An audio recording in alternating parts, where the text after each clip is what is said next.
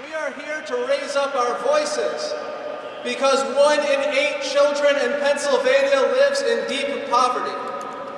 Because 2.6 million children in this state of Pennsylvania live in poverty. We are here to cry out. We are here to tell stories. Next up is Debby Rabold from Luzerne County. Please give her a hand.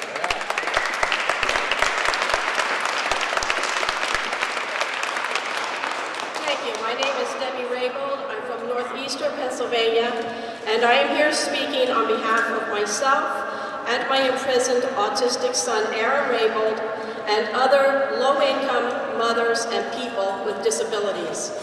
Let me ask you a question.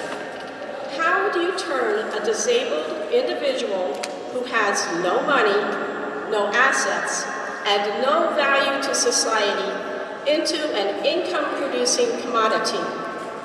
I'll tell you how.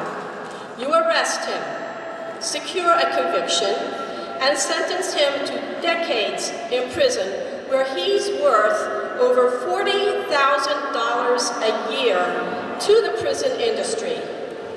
My son has autism spectrum disorder. In 2003, at the age of 21, he was accused of committing a crime. We had no assets or ties to power, and we couldn't afford a defense lawyer. My son had a public defender.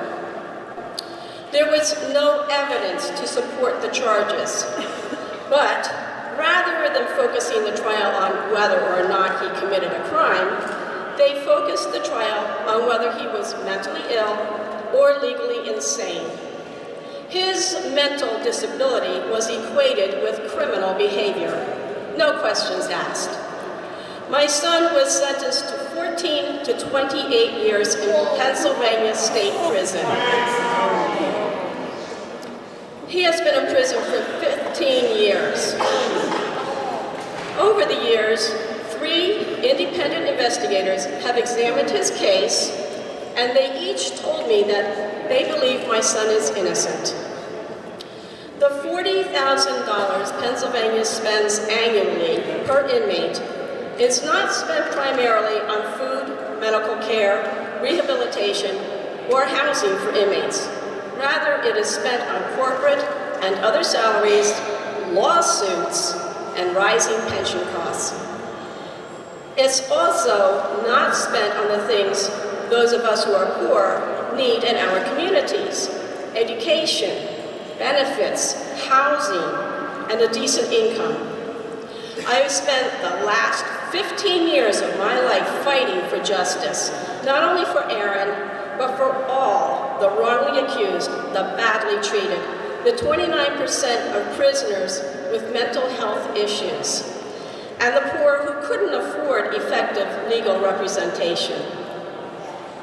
We need a change in this country, and I am here in support of the Poor People's Campaign to promote human rights and justice for all people, regardless of their abilities or disabilities, and regardless of how much money or prestige they have.